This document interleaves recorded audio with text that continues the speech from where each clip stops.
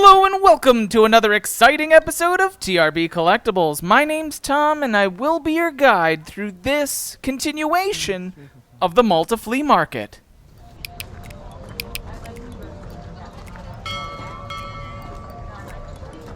Now, if you tuned in to the last two episodes, you're going to know that we've been learning all about LEGO Rock Raiders right here at the Malta Flea Market. Now stay tuned because this episode doesn't disappoint. About halfway through, I find a toy that I've never seen before that's going to make us really decent profit.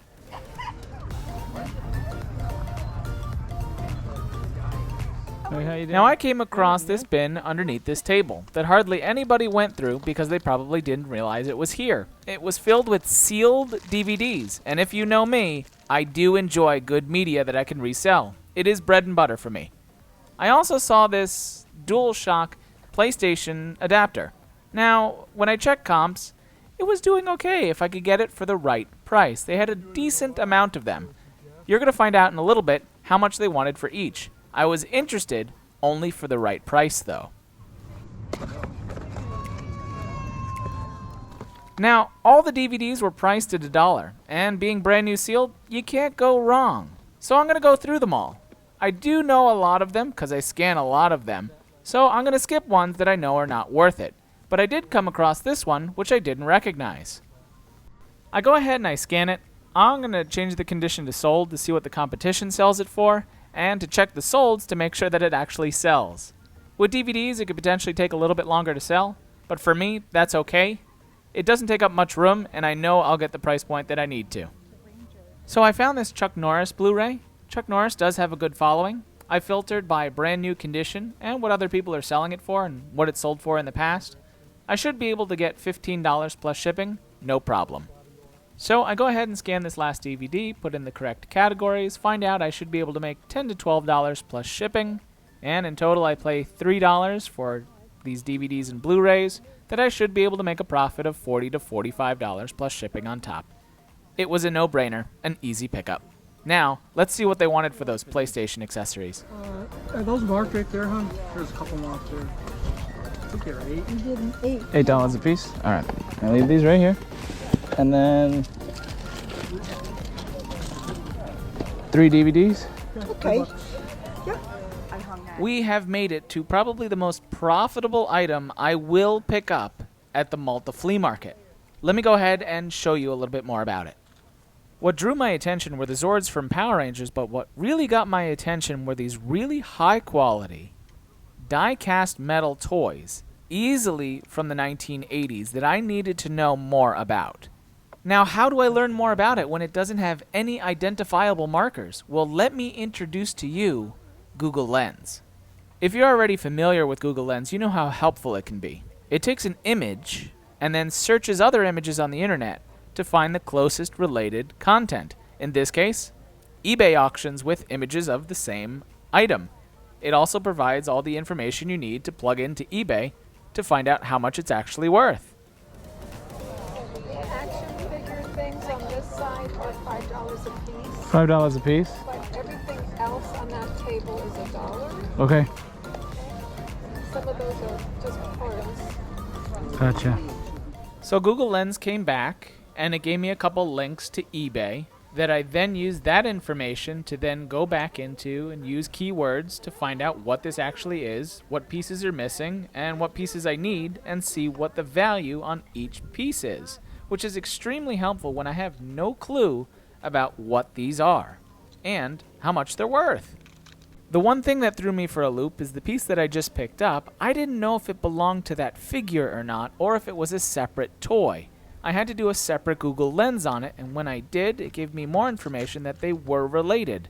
But it was up to the seller to add the final piece to make sure I knew what I was looking at. And here's what she had to say. The metal one and that, I remember it came in this big box. The reason the seller knew so much was because she gave this toy to her son in the box a long time ago, and these were the only pieces left. So she remembered it, which really helped me in my search because now I knew the pieces were related. So I was looking for a bigger piece of the puzzle. So taking the keywords that I already had and some of the information that she provided me, and I found the original box that this toy came in, which allows me to deep dive it a little bit further to see what pieces we are missing. We had the legs and they were in great condition. We had the upper torso, but the head was missing its headdress, as well as its arms and the crossbow and many of the other accessories, including the lion. But we had a good chunk of the full figure. So we just needed to figure out how much value we had with the pieces that are there. So we're going to take all that information, we're going to head into eBay, and we are going to see if people are selling these pieces and parts and if people are buying them. Which we're going to filter by lowest price to see what our competition is doing.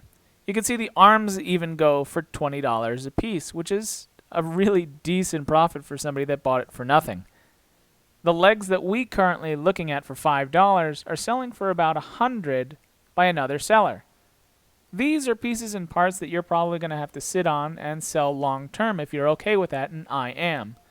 A lot of people want to complete their figures and that's what they're looking for, rather than spending $300 on a completed one on eBay. We're going to actually see if people are actually buying these on the solds, and you can see a part lot went out for $85.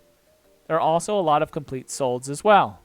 So this is going to be a long-term sell, but I know the profit's there, especially when each piece is only being charged at $5. It was an easy buy. It was a bigger one, I think. Oh, so this is only like a part of it, right? That's what I think. Because they're both metal. And I didn't find anything else in the house, but so it's a piece, and you know, it's a transformer.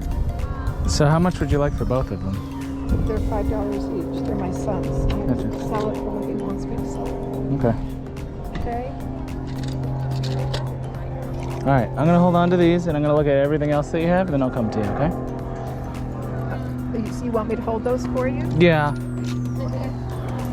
Sure. Thank you. If you thought I was done there, no. I needed to check everything here. Those toys were really nice. And then I found this whole bag of Bionicle. I'm selling as $10 for the lot. It's all Bionicles. They're put together, and I'm not taking them apart. Okay. Now, Bionicles do sell depending on which ones you have. In my case, since this was only $10, I was going to do my research after.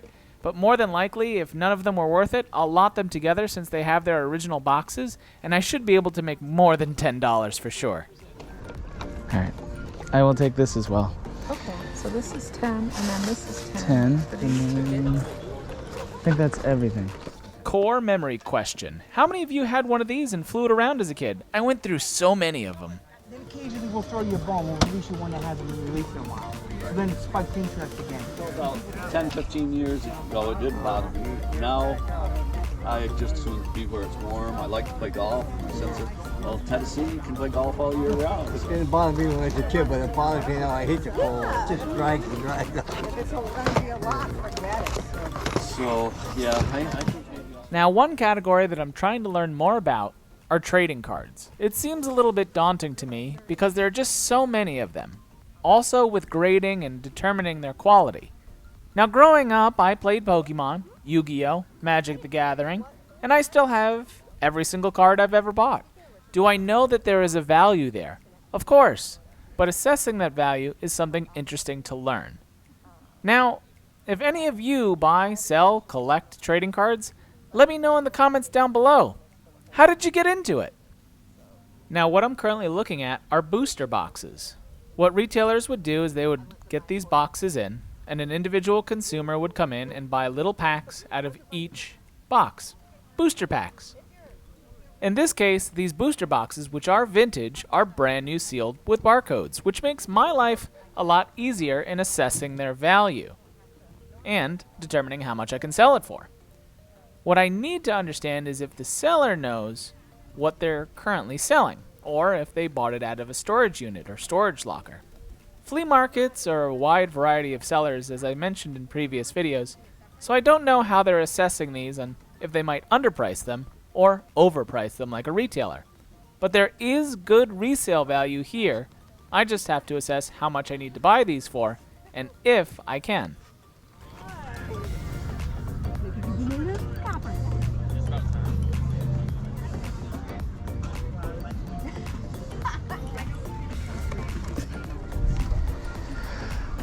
How much are you looking for your cards? What box were you looking at? These two. Oh, 80 for the pair. 80 for the pair. All right. So based on that, there's no profit to be had, so I passed. Thank you so much for watching. If you enjoyed today's episode, please be sure to click that like button. And if you have some extra time, check out some of these other episodes. Thanks!